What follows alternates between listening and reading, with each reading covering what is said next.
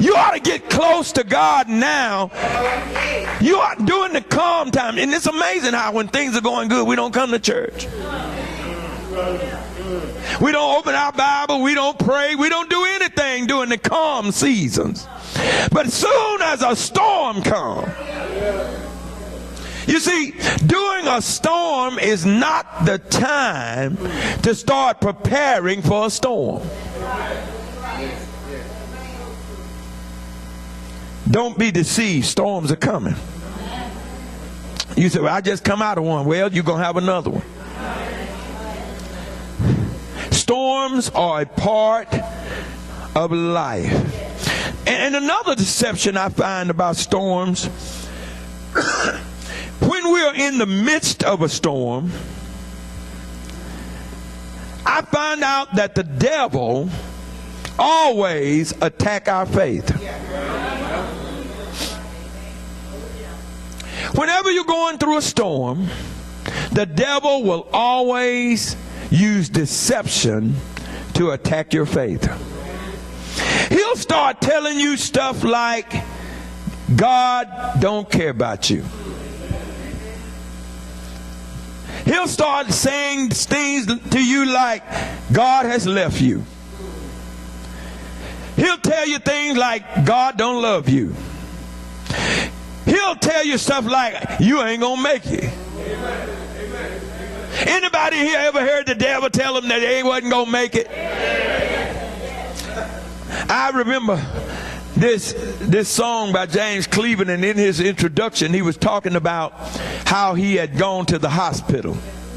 And one of his time he had been sick and he had gone to the hospital, and while he was laying there in the emergency room, they rolled him in next to another person that was in there, and as they rolled him in and they was working on her and working on him, the little girl said something about him not making it. She said, he ain't gonna make it, is he?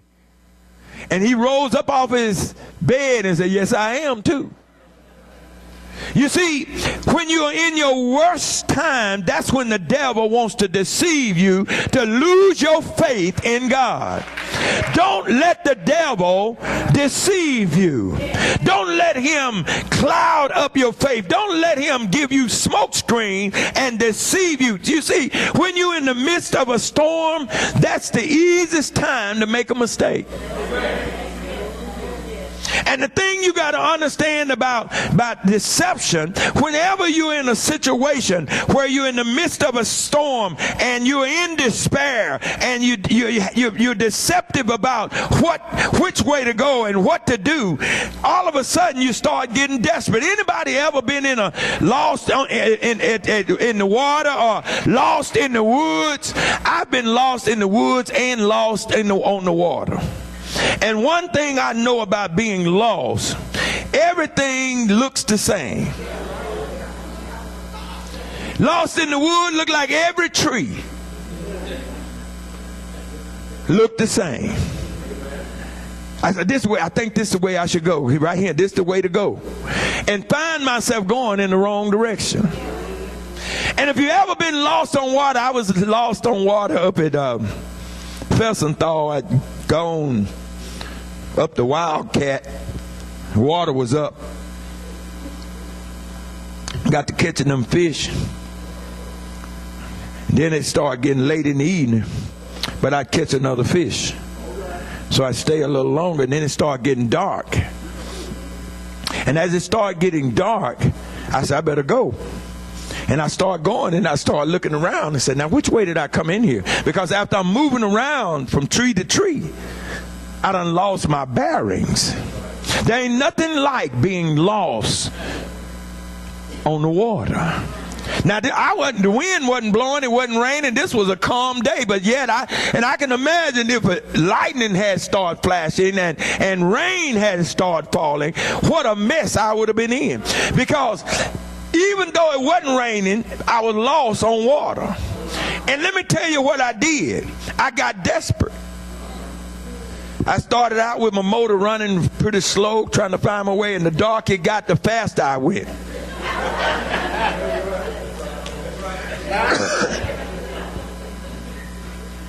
I was in a dangerous situation. Let me tell you, a lot of times when you're in a storm, things get desperate. I had a preacher friend of mine, and that's why I ain't going to tell you his name, and I'm glad I got more than one friend. You ever be trying to figure out who it is. But he came to me, he was in a desperate situation. He was going through some trials financially. And as he was going through these trials financially, you know how it is if you ever had financial problems where they talking about taking the house and getting the car, turning off the lights. And if you are a parent with children, got a wife, and you're going through these desperate times, sometimes you'll get desperate and make bad decisions. Oh, y'all looking at me like you ain't never made no bad decision. And he came to me. I thank God he came to me because he had a suggestion. And let me tell you, the devil will give you some suggestions of how to handle storms. Never listen to the devil on what to do when you're in a storm. He was desperate, and as he's desperate, just so happened a drug dealer, and this is how bold the devil is. Drug dealer comes to the preacher. He said, "Preacher, I heard about your situation. I want to help you out. I tell you what you do. I got a pickup in Dallas."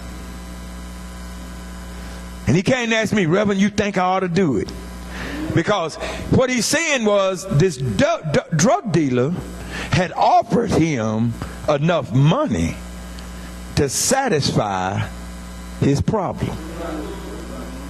One trip to Dallas and back would be the answer.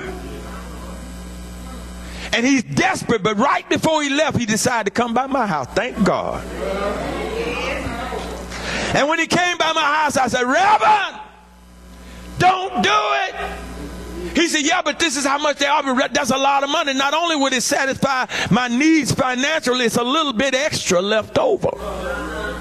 I said, "Reverend, don't do it. It's a setup."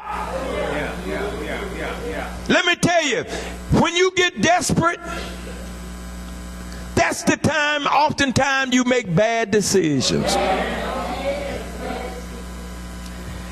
It's a dangerous time. Let me tell you something about decision, because if you're going to make it and outlast the storm, you got to be careful about the decisions that you make. You got to be careful about the decisions you make in the midst of a storm. Because every decision you make determines your future. When you're in a storm, you got to make good decisions. And I need to tell my young people this. Every decision you make today determines the decisions that will be available for you on tomorrow. Every decision you make today will determine the decisions that are available for you to make on tomorrow. Decisions are very important in the midst of a storm. Stormy time, decisions in stormy times that we encounter in life have the potential to either make you or break you. They'll drive you to the Lord, or they'll drive you away from Him. Yes, sir.